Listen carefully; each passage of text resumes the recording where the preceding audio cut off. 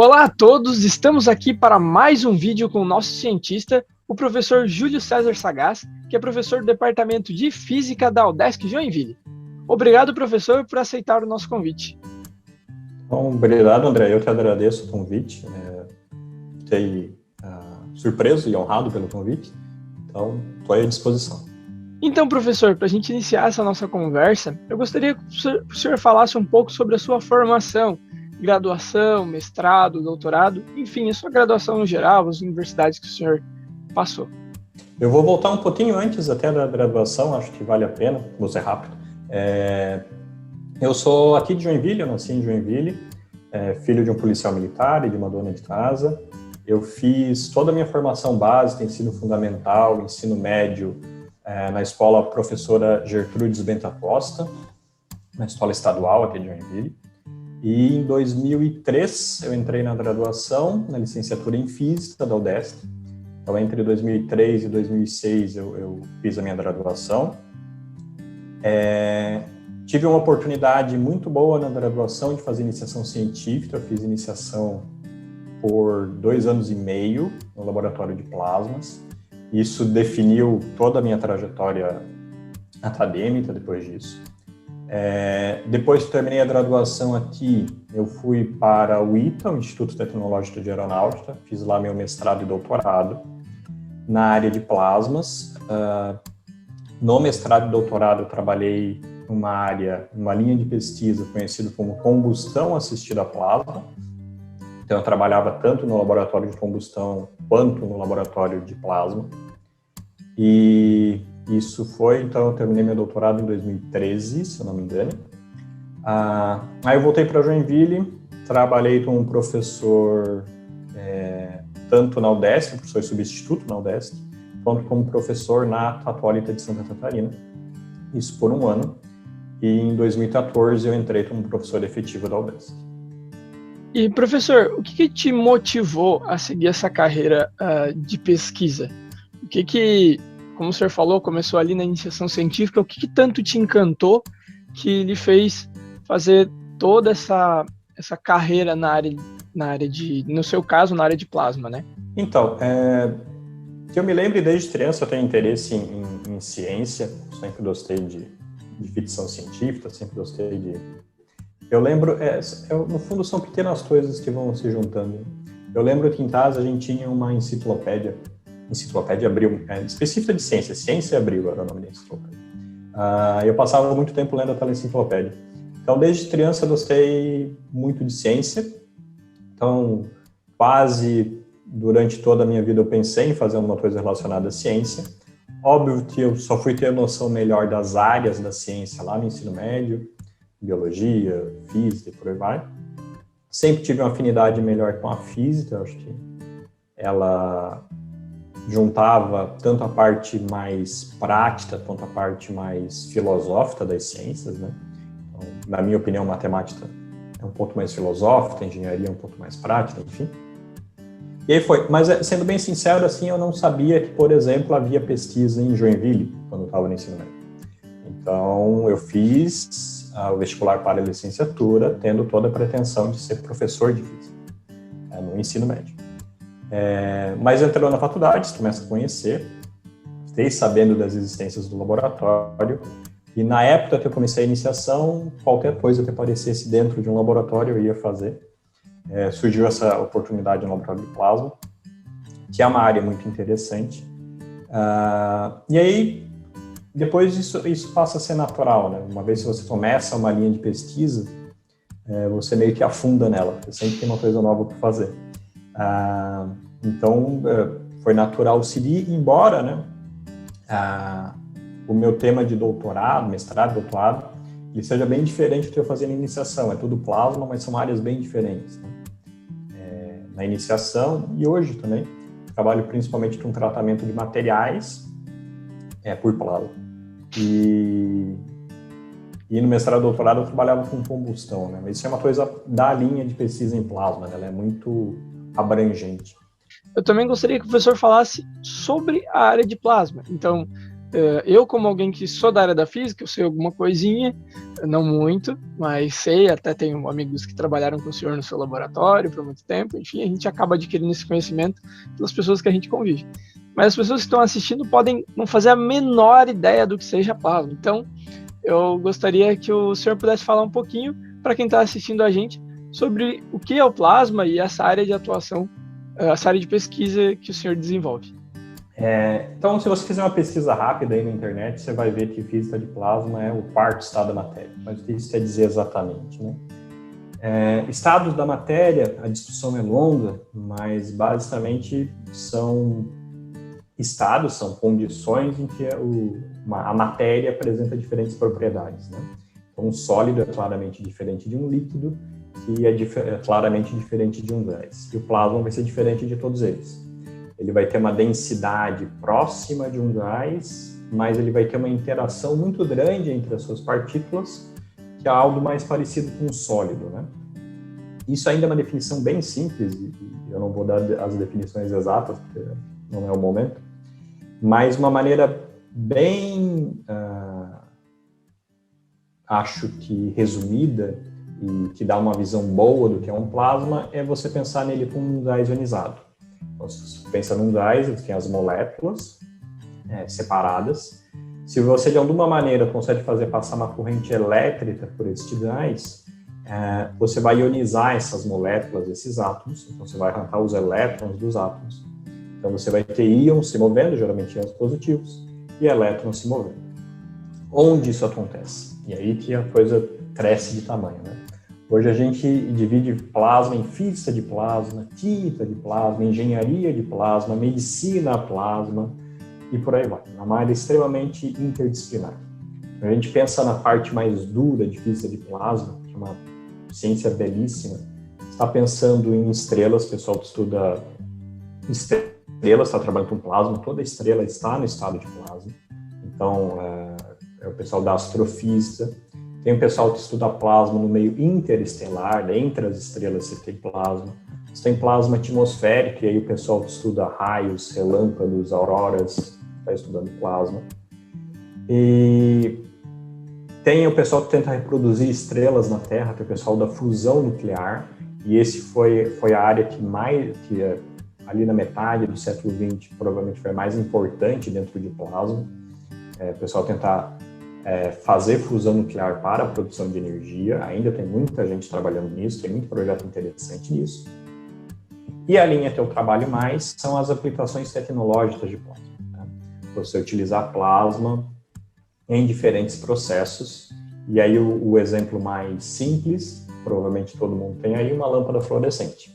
Lá dentro tem um plasma, geralmente de argônio, às vezes tem um pouquinho de mercúrio. Você gera esse plasma lá dentro, aí tem aquele pó ali no tubo da lâmpada para deixar a luz branca, mas basicamente você faz um plasma lá dentro.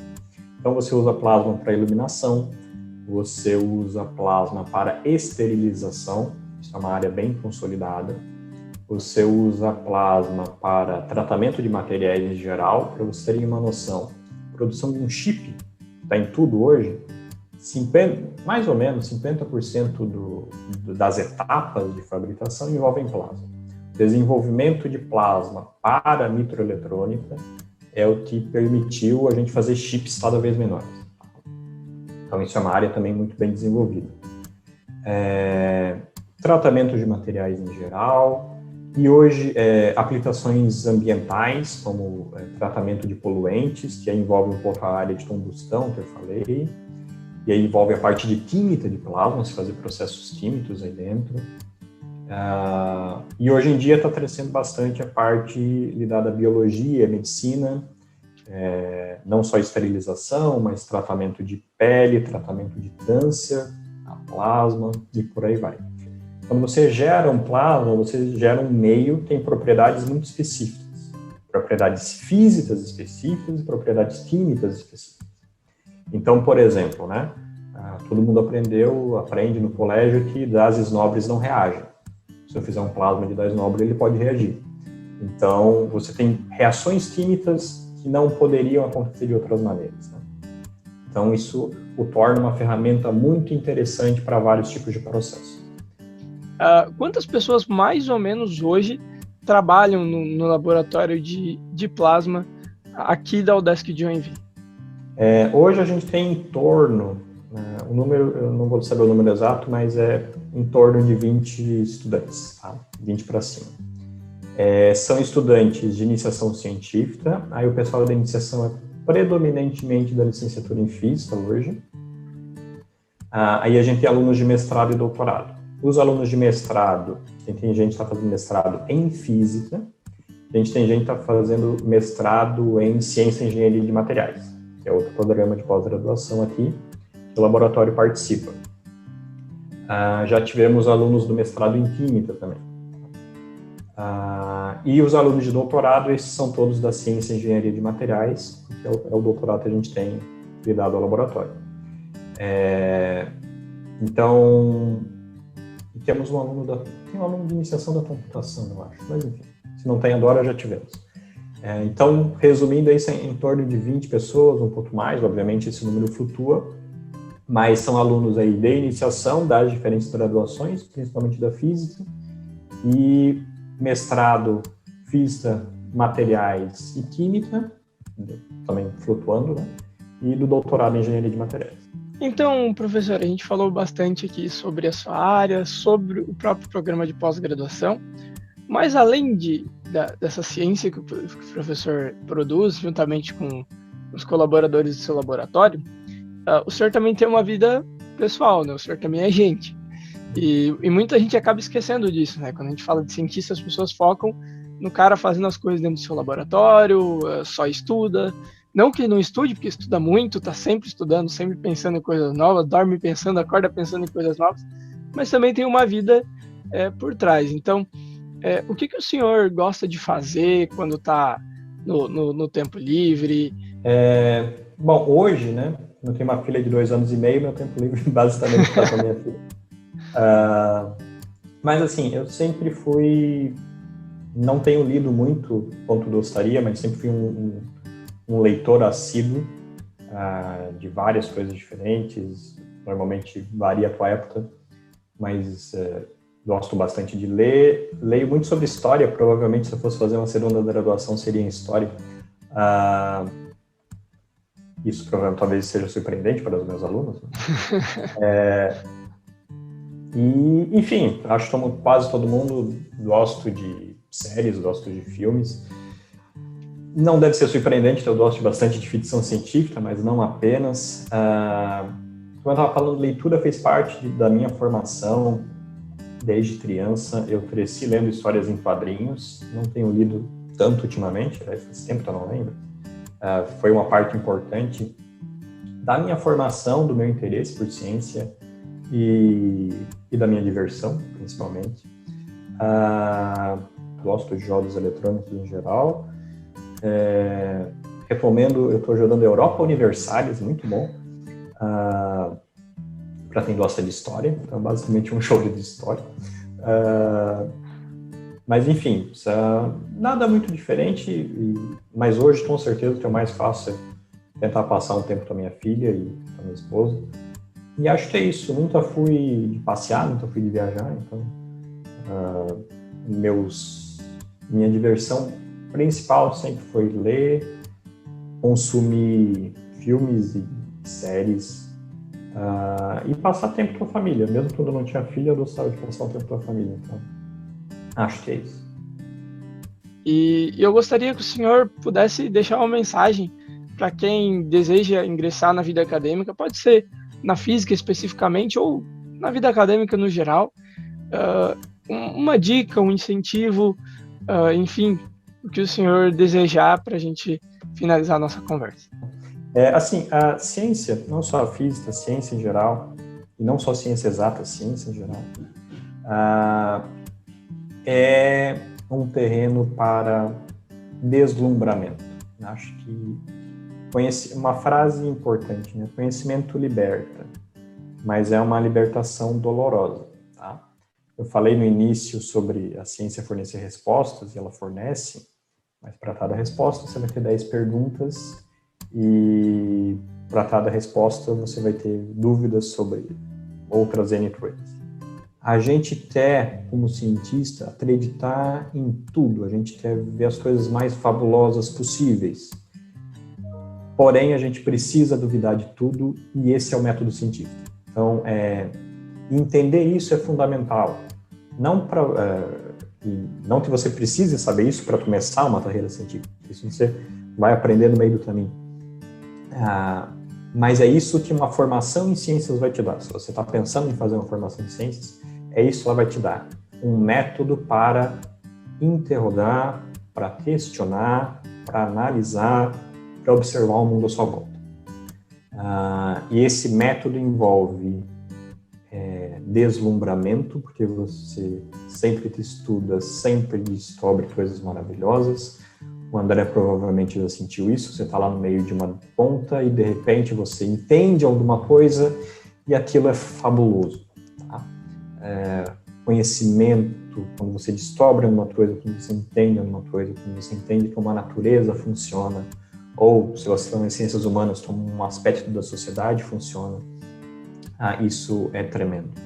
Então, se alguém tem interesse em seguir uma carreira acadêmica, recomendo fortemente, porque ela vai ser fonte de muitas alegrias após um trabalho muito árduo. É assim que funciona. É muito estudo em termos de tempo, né? É muito mais horas estudando do que descobrindo, mas as descobertas vão compensar de longe todas as horas de estudo e todas as horas de trabalho. A gente vai encerrando a nossa conversa. Eu agradeço muito a participação do senhor. Sem dúvida vai ser muito enriquecedor para as pessoas que vão estar assistindo a gente. E também gostaria de convidar as pessoas que estão assistindo a continuar acompanhando o Cientificidade, as nossas publicações e os nossos projetos. E também eu, como membro do Consciência, membro convidado aqui para essa entrevista, assim como o professor Júlio, eu também sou convidado. Eu convido vocês a seguirem a gente nas nossas redes sociais, é o @conscienciodesk, tanto no Facebook quanto no Instagram. Agora a gente está meio paradinho, mas a gente tem podcasts no Spotify que estão rolando ainda. Então, muito obrigado, professor, obrigado, Cientificidade, pela oportunidade, pelo convite, e até a próxima.